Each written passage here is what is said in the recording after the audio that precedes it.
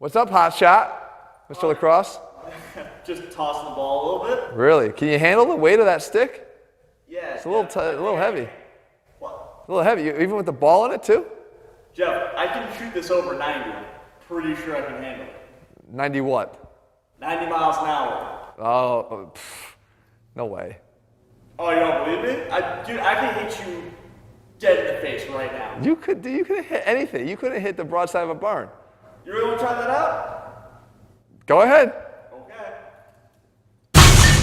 Fuck. Oh, shit.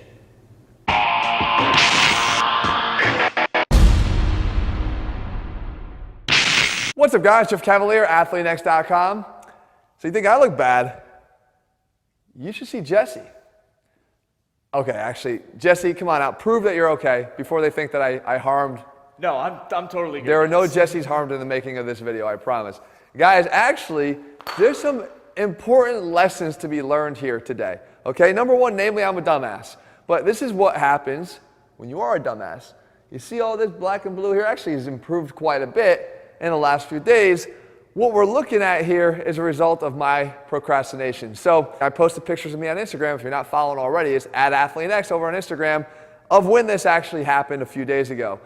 And actually, people were saying, Sylvester Stallone, he must have put you as an extra in Creed 2. I only wish that was the case, guys.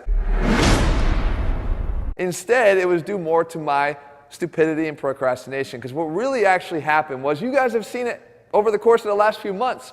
The more astute viewers are saying, Jeff, what's up with your eye?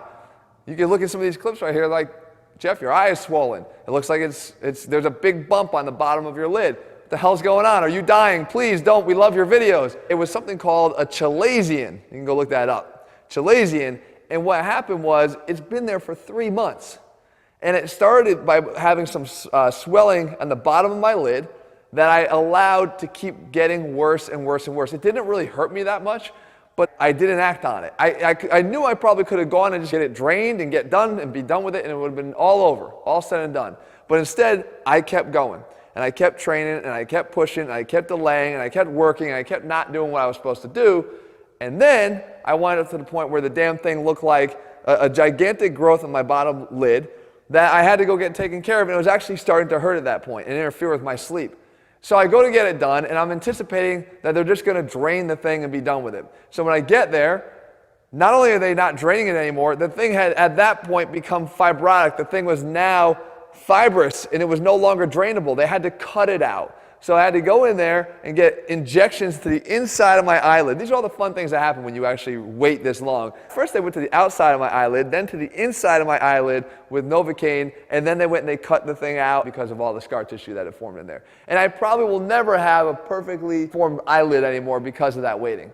So now, is this the first time that I've been a dumbass? No, because actually, if you look at my fingers here, you can see that's happened before.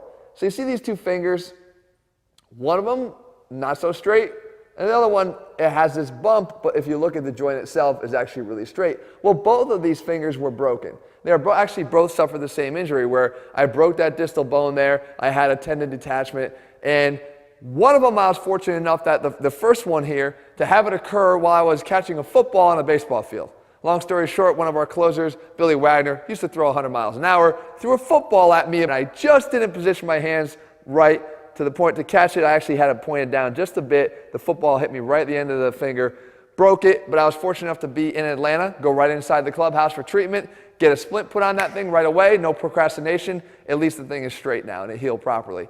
This one, I was out walking my dogs, and one of them pulled on the leash. It wrapped around my finger. They went running after another dog. I broke the finger, and I did nothing about it for about a week. And then I started to put the splint on myself, and I waited, and I was never consistent, and that's what happens. The damn thing, I can't even reach in my pocket without it hooking on the side every single time I do.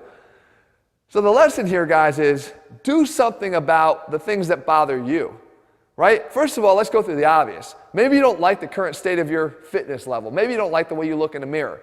Maybe you've been saying, I'll do it tomorrow, I'll do it next week, I'll do it, and you just keep putting it off and putting it off. You know what you're doing. And if you want to get results, you better start intervening, because nothing's going to change for you unless you actually change something about what you're currently doing.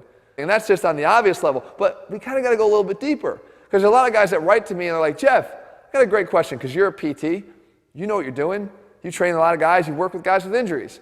How about in my particular situation, every time I lift my arm up to take a drink of water, it feels like my shoulder is going to fall out of its socket, and I hear this ripping, tearing sound. Is that normal? And is it okay if I go back to overhead pressing? Guys, if that's going on, you got a serious problem. You don't need to be asking me whether you should be training. You don't need to be asking me if you need to be doing shoulder presses. You probably need to be going to get a hands-on evaluation of what's going on to tell you what it is you're dealing with.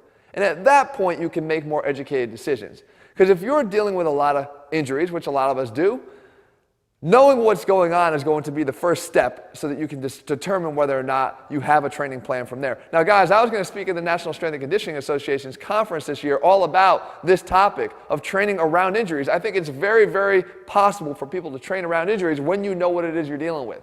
But you have to do something first. Stop procrastinating. Don't use our message boards and your buddies at the gym to be diagnosing what's wrong with you. Anybody, I could tell you as a physical therapist, you better get somebody who is willing to see you in person to diagnose what's going on rather than guess what you're dealing with online. So that being said, guys, I hope you can learn from my mistakes here and realize that we're all not perfect. I definitely make some dumbass moves, and I certainly did this. And no, if Jesse ever did that to me, that lacrosse stick would be so far up his... Anyway, guys, all of our programs over at ATHLEAN-X.com, we do train smart, we train hard, but we make sure that we do things the right way.